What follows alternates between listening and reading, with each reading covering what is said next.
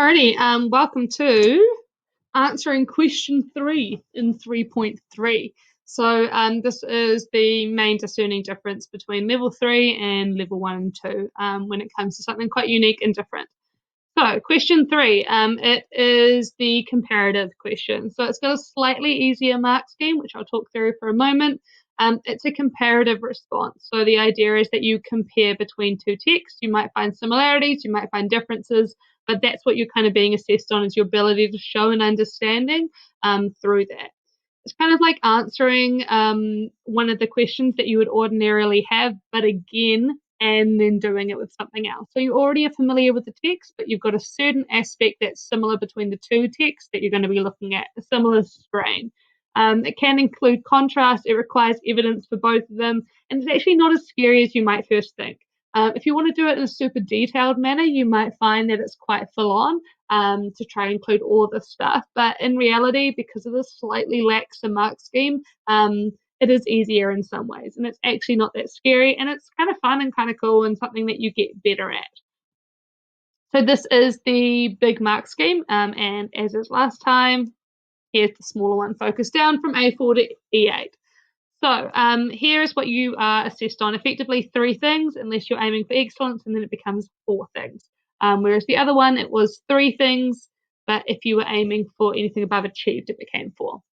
So you're being asked, you're being assessed on your critical discussion. That's the exact same thing as the other mark scheme. So your ability to look at these certain aspects specified. So for this question, which is from the 2017 mark scheme, in the 2017 exam, you're looking at the difference between fantasy and reality. So by producing a discussion on that, producing a description of how it's shown in the two texts, reflecting on what that idea shows, that's your critical discussion. So convincing, this is a convincing convincing and perceptive phrases that you'll hopefully be familiar with. They've come all the way through from level 1.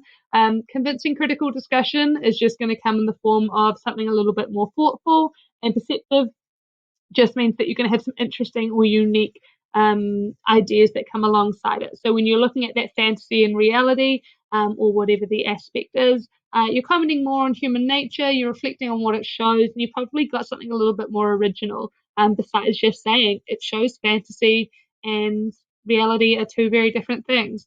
That might still be able to be explained in a convincing manner, but it's unlikely to be perceptive.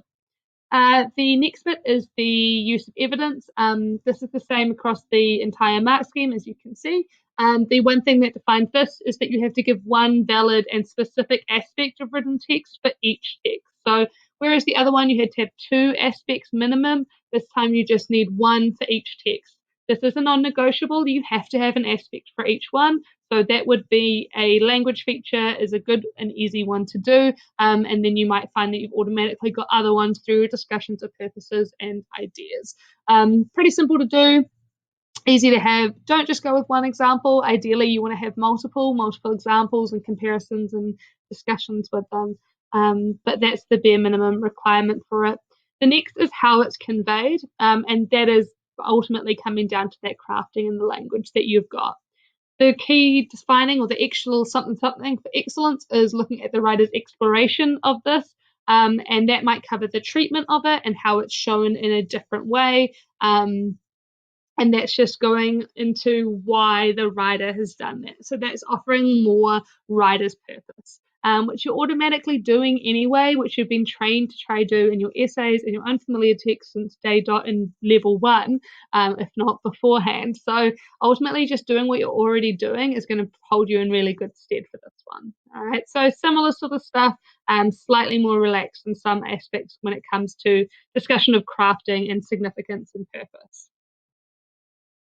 When you enter section C or question 3 or whatever it's being called at the time, take a moment to step back and ask yourself, how does each text, whatever the aspect is? So for the 2017 exam that I've been using as an exemplar to work with, how is reality and fantasy shown in each text? Take a moment, step back, answer it simply. Well, in this text it's shown like this, and in this text it's shown like this. Easy. You put that down and have some evidence, and you've easily gotten achieved. From there, it's just building onto what that shows and what you can learn from that. So this is whatever the aspect is, and the aspect might be change or childhood or something like that. So how does this text show childhood, and how does this text show it? Well, easy, there it is. It doesn't help that the 2017 one is two things, so reality and fantasy, and then how that's shown differently in different ones. But sometimes they are just a little bit more straightforward. Reflect on that. So this text shows it in this way, this text shows it in this way. Okay, well, there's some similarities that's similar about them. How's the language been used to show that that's similar? So did they use the same language to show the same thing, or have they used different language? You can look at language features. You might find a metaphor present in both texts, but it's been used in a different way for a different effect that links to that ultimate thing. So you can base and structure your texts and your examples in different ways. And you can base it on those ideas, or you can base it on things like language features. Ideas the easiest, and I'll go into structure in a moment. But look for similarities, look for differences. Look at the writer's purpose across the two texts. So both texts will show some aspect of whatever they're getting you to look at. That's why they've chosen those two texts. That's why they put them next to each other for you to compare, contrast, and look at the juxtaposition of it. So, why have they got that similar thing? Why have they got it different? What does that show? Consider where the text appears. Maybe that's going to influence it. Which one do you think is more meaningful? Which one do you think is more interesting? Which one do you connect with more? That's going to be ultimately up to you to look at. But take a step back, the first thing, and look at it. Answer to yourself simply, well, text A looks a bit like this, and text B looks a bit like this. If you've got that going, you're fine. You'll be able to do that work quite easily. So if you look at how the marking criteria, just to go back for a moment, is looking at how comparing how the writers examine that difference and just presenting that. So by saying this one does this and this one does this, it's a very subtle level of comparison.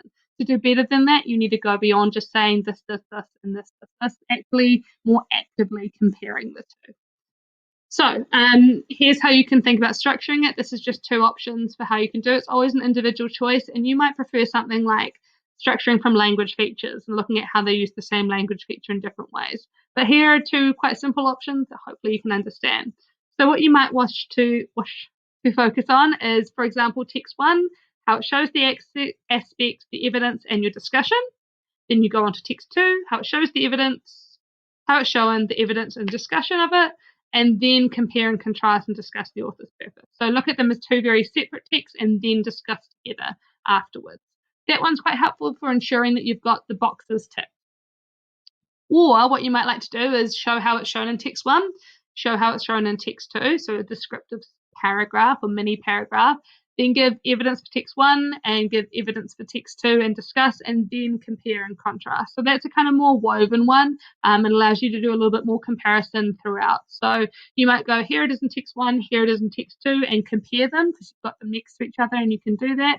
Then move on to evidence, then compare the evidence, then compare overall with contrast and purpose and things like that. So it depends on what you have in terms of confidence. The woven approach will force you to do a little bit more comparison between the two texts and how they're shown in similar or different ways, and that can produce more meaningful results. But that first option there, here it is in this text, here's the examples, here's my discussion, here it is in this text, here, and keeping them kind of separate like that can work easier to get your head around, particularly in the early stages where it seems a little bit trickier.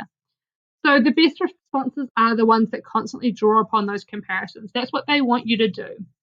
Stating that they're similar, stating that they're different, that shows a comparison and will help you get into that achieved criteria. But if you're ever hoping to go beyond there, you need to show a convincing or a perceptive comparison. And that comes through your realization of what's similar, what's different, what that shows you, how they've done it. Have they done it in the same way, but produced different results? So have they both looked at fantasy and reality in the same way and said, look, there's a very big difference, but this one's done it through the eyes of a child and this one's done it through the eyes of an adult. So that's kind of where you need to be looking at, and if you wanted to get better results. Commenting on what we gain from that comparison, what we gain from that difference, what we can learn, that's going to be meaningful. And also having the opportunity to comment on which text you prefer or which idea or which representation of that idea or that aspect that you prefer shows engagement, and that can produce something more meaningful as well. So saying that you connect more with how one text has shown that idea, and you might comment that on your age and your positioning as a reader, or the use of language, or how the character was in the text, or whatever it's going to be, the tone, the humor, etc. Having that shows engagement, and that can lift you very easily from one grade boundary to another. I think that's it. That is it. Go forward, write a question 3 response, and hopefully not find it too painful. Enjoy.